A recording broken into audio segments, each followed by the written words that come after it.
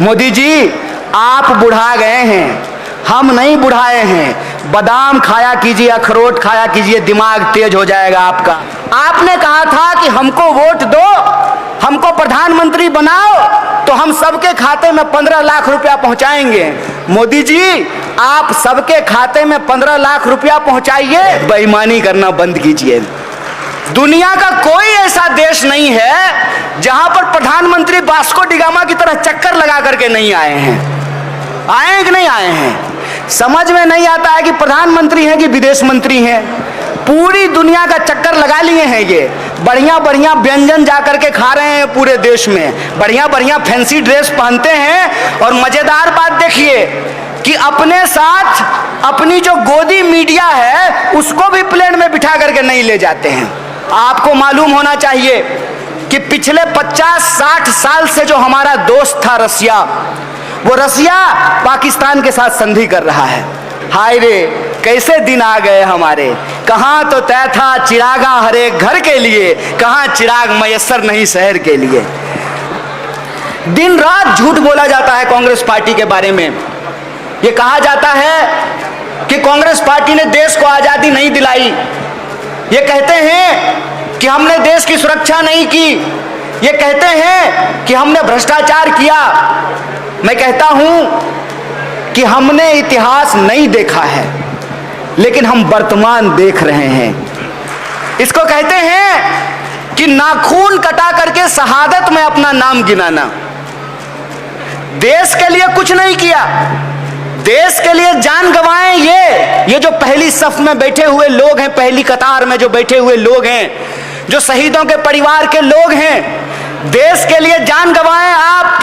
अपने कंधों पे बंदूक उठाएं आप, टैंक चलाएं आप, फाइटर जेट उड़ाएं आप, और जब आपका जान चला जाए तो उस पर राजनीति की रोटी सेकें प्रधानमंत्री, उस पर वोट की राजनीति करें प्रधानमंत्री। तो मैं भी गृह मंत्री से पूछना चाहता हूं, मंत्री जी, आपका बेटा आईपीएल खेलता है और हमारे परिवार के बच्चे बंदूक लेकर के जो है फौज में जाते हैं, सीमा पे जाकर के सुरक्षा का काम करते हैं, देश की रक्षा का काम करते हैं। तो आपका बेटा आईपीएल में टीम बनाएगा और हम देश की सुरक्षा करेंगे, और देश की सुरक्षा की चूक होगी तो उसकी जिम्मेवारी आप नहीं लेंगे। आप अगर जिम्मेवारी नहीं लेंगे तो कौन जिम्मेवारी लेगा? देश की सुरक्षा की जिम्मेवारी गृह मंत्री की है, और देश की सुरक्षा में अगर चूक हुई तो सवाल किससे पूछा जाना चाहिए? नेहरू जी से सवाल पूछा जाना चाहिए, राजीव गांधी से सवाल पूछा जाना चाहिए, कांग्रेस पार्टी से सवाल पूछा जाना चाहिए।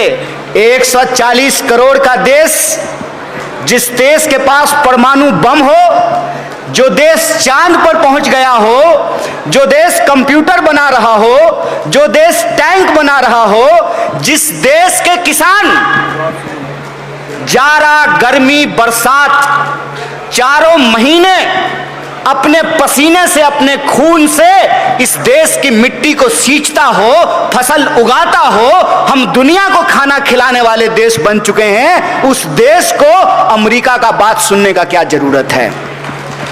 उस किसान के बच्चे जो दिन रात बंदूक लेकर के देश की सीमा की सुरक्षा में लगे हुए हैं। मैं आपको बता दूं, देश पे जो संकट आया तो मेरे गृह जिले से 3 जवानों की शहादत हुई।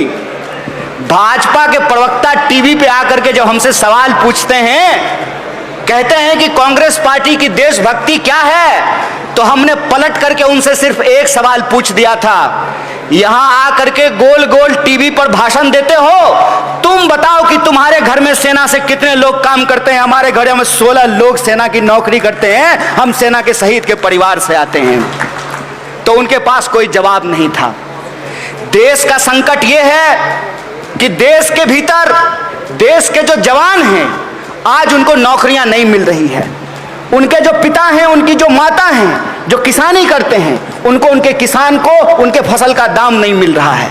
देश का संकट यह है कि मजदूरों को मजदूरी नहीं मिल रही है, जो पढ़ लिख करके बेरोजगार होकर के घूम रहे हैं उनको काम नहीं मिल रहा है। तो आप हर किसी के खाते में 15 लाख रुपया पहुंचाइए।